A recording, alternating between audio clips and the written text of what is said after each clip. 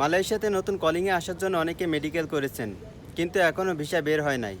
এজন্য চিন্তিত হওয়ার কোনো কারণ নাই। সম্পূর্ণ ভিডিওটি দেখুন, আশা করি আপনার প্রশ্নের উত্তর আপনি পেয়ে যাবেন। হ্যালো ভিউয়ার্স, আসসালামু আলাইকুম। চলে আসলাম নতুন একটি ভিডিও নিয়ে। আর আজকের টপিক হচ্ছে মালয়েশিয়ার কলিং ভিসা নিয়ে। মালয়েশিয়ার কলিং ভিসার জন্য যারা মেডিকেল করেছেন এখনও আপনার ভিসা বের হয়নি, আপনারা চিন্তিত হবেন না। কারণ অনেক সময় দেখা যায় মালয়েশিয়াতে ভিসা, আপনার কলিং ভিসাগুলো অনেক দেরিতে বের হয়।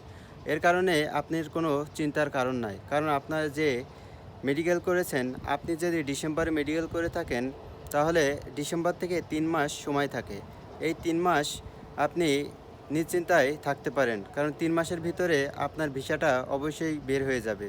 যদি আপনি সঠিক জায়গায় আপনার পেপারসগুলো জমা দিয়ে থাকেন এবং আপনি যদি মেডিকেলে ফিট হয়ে থাকেন। এর জন্য আপনাকে একটা কাজ করতে হবে। আপনি যখন মেডিকেল করছেন, তখন মেডিকেলের 4-5 দিনের ভিতরেই আপনি অনলাইনে চেক দিতে পারেন যে আপনি ফিট হয়েছেন কি আনফিট।